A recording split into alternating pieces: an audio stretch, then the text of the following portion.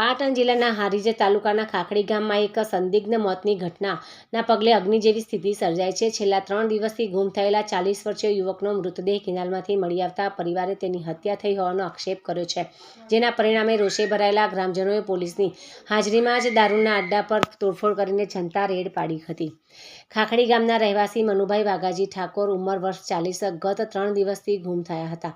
મનુભાઈ દારૂ પીવાની આદત ધરાવતા હોવાથી તેઓ દરરોજ થરોડ રોડ નજીક કેનાલ પાસે આવેલ દેશી દારૂના અડ્ડા પર જતા હતા.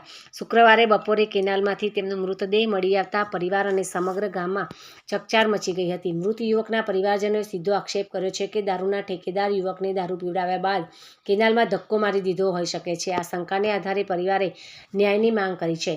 યુવકનો મૃતદેહ મળ્યાના સમાચાર વાયુવેગે ગામમાં ફેલાતા મોટી સંખ્યામાં ગ્રામજનો કેનાલ પાસે એકઠા થઈ જતા ઉશ્કેરાયેલા ટોળાએ પોલીસની હાજરીમાં જ દારૂના અડ્ડા પર ધસી જઈને જનતા રેડ પાડી હતી. લોકોએ ત્યાં પડેલા દારૂના પ્લાસ્ટિકના પીપ સહિતના સાધનોની તોડફોડ કરી પોતાનો આક્રોશ વ્યક્ત કર્યો હતો. ઘટના સ્થળે પહોંચેલી હારીજ પોલીસે મૃતદેહને કબજે કરી પોસ્ટમોર્ટમ અર્થે હોસ્પિટલ ખસેડાયો હોવાનું જાણવા મળ્યું છે. મૃત્યુનું સાચું કારણ પોસ્ટમોર્ટમ રિપોર્ટ આવ્યા બાદ જ સ્પષ્ટ થશે. પરિવારના આક્ષેપો અને દારૂના અડ્ડા અંગે તપાસ હાથ ધરવામાં આવી છે. ગામમાં શાંતિ જળવાઈ રહે તે માટે પોલીસ બંદોબસ્ત તૈનાત કરવામાં આવ્યો છે. આ ઘટનાએ હારીજ પંથકમાં ચાલતા ગેરકાયદેસરના દારૂના વેચાણ અને કાયદો વ્યવસ્થાની સ્થિતિ પર અનેક સવાલો ઊભા કર્યા છે. શું મનુભાઈ ઠાકોરનું મોત અકસ્માત છે કે ઠેકેદાર દ્વારા કરવામાં આવેલી હત્યા, તે હવે તપાસનો વિષય છે.